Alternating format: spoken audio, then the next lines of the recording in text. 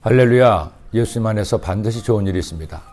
중국 당나라의 태종은 아버지 고조의 뒤를 이은 제2대 왕입니다. 그가 왕권을 잡는 과정은 조선의 이방원과 비슷해서 당을 건국하는 데 왕세자가 형이 되고 형이 다른 동생과 손을 잡고 자신을 제거하려 하자 형과 동생을 죽이고 왕이 됩니다.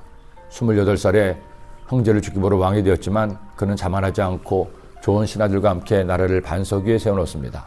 역사자들이 그를 가리켜 한고조 유방과 유양조조를 합쳐놓은 인물이라 할 만큼 뛰어난 지략과 정치로 정관의 치라 불리는 업적을 이루기도 했습니다.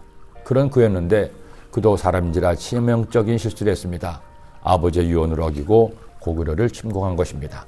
당나라의 건국 초기에 당나라를 위협했던 많은 주변 나라들이 있었습니다. 돌고를 비롯한 나라들과의 전쟁에서 승리한 그는 여세를 몰아 신하들의 만류에도 불구하고 고구려마저 침공한 것입니다.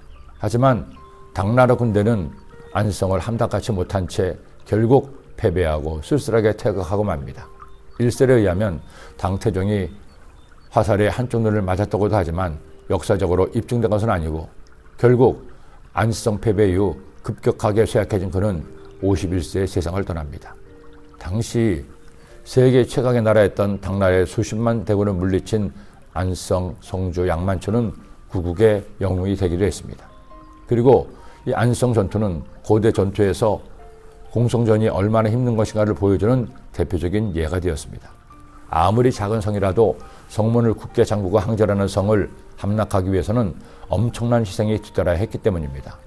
여리고성이나 아해성도 마찬가지였습니다. 그나마 여리고성은 하나님께서 명령에 순종한 백성들의 외침과 함께 성벽을 무너뜨려서 성을 함락시킵니다. 반면에 아해성은 쉽게 생각하다가 패배해서 노심초사하게 된 것입니다. 하지만 아간의 죄를 회개하고 돌이킨 여호수아에게 하나님은 다시 한번 기회를 주십니다. 이스라엘 군대를 원래의 모습으로 돌려놓죠. 그런데 여러분, 이스라엘 군대의 필수적 전략이 뭔지 아십니까? 여리고성 전투에서도 아해성 전투에서도 다른 전투에서도 전략은 항상 동일했습니다. 첫째, 하나님이 그 전투를 허락하셔야 됩니다. 둘째, 하나님의 전략을 받아야 됩니다. 셋째, 그 전략에 절대 순종해야 됩니다. 첫 번째, 아해성 전투에서는 하나님의 허락이 없었습니다. 자기들 생각대로 아해성을 쳤다가 패배하고 만 것이죠. 그러나 이번에는 달랐습니다. 야훼께서 여호수아에게 이르시되 두려워하지 말라, 놀라지 말라, 군사를 다 거느리고 일어나 아해로 올라가라. 보라, 내가 아해 왕과 그의 백성과 그의 성읍과 그의 땅을 다 내 손에 넘겨주었으니. 이것만이 아닙니다. 하나님은 여리고 때보다도 더 구체적인 작전 명령을 내리십니다. 이른바 매복 작전을 명하시는 겁니다. 너희는 매복한 곳에서 일어나 그 성읍을 점령하라. 너희 하나님 야훼께서 그 성읍을 너희 손에 주시리라.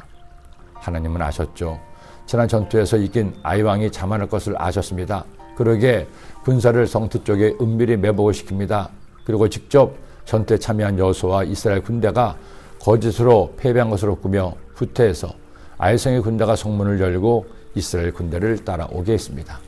바로 그때 하나님의 명령에 따라 여호수아가 신호를 함으로 복병이 아해성을 함락하게 한 것입니다. 여러분, 정말 대단하신 하나님이십니다. 이 전투를 통해 그동안 의기소침해진 이스라엘 사기를 다시 진작시키십니다. 그리고 이후 전투에서도 연전연승하게 하시는 겁니다. 하나님께서 내리신 아해성에 대한 작전 명령을 보면서 한 가지 깨달은 것이 있습니다. 하나님께서는 그 백성들이 무슨 일을 하든지 최선을 다하기를 원하신다는 겁니다. 상대적으로 작은 아해성이라고 해서 대충 싸우게 하시지 않습니다. 매복한 군사만 해도 이전 전투보다 인원이 10배나 많습니다. 그리고 리더인 여호수아가 백성 중에 함께 있으면서 전투에 참여하는 겁니다. 우리의 인생도 마찬가지죠. 대충 살아서는 제대로 살기가 어렵습니다. 어쩌다 보니 우연히 잘 되는 법은 없습니다. 결국 인생이란 자신의 노력만큼 이루어지기 때문입니다. 하나님께서 오늘도 우리에게 복된 사나이를 주셨습니다.